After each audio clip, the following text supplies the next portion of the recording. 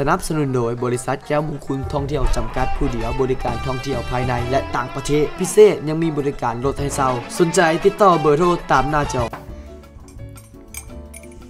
หอมต้องถ่ายรูปเอาลงเฟซบุ๊ก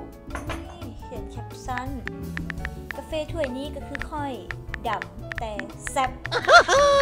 แท็กก่อนสบายดีไปดีบอมื้อนี้นานสุขึ้นนานมาแท็กก่อนยังติดรถหัวระเบ้อน้ำมันกระเบิดเบรกกระแตะโซ่กระยานสายพานกระคะเช็ดยังไงสันน่ะอันสุเซาคีซาโลคันนั้นเราเอาไปทิมก็ได้จ้างจัมโบ้มาดิเอาแถวให้ฮูก่อนมาเดินมาเจอกันนะเดี๋ยวเอาลงให้อัพเลยเข้าเฟซกันเดี๋ยวเนี่ย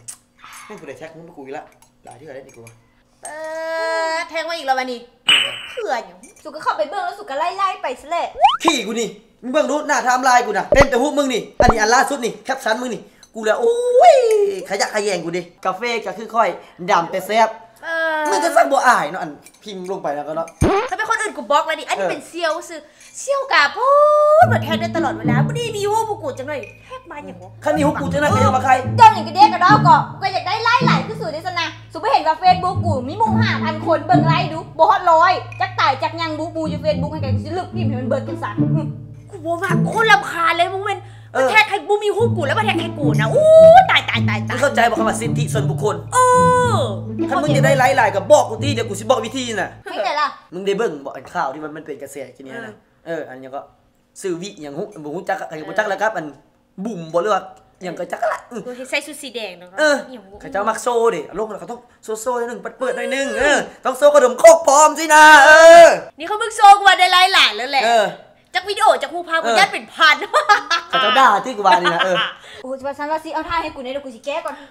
โอ้ย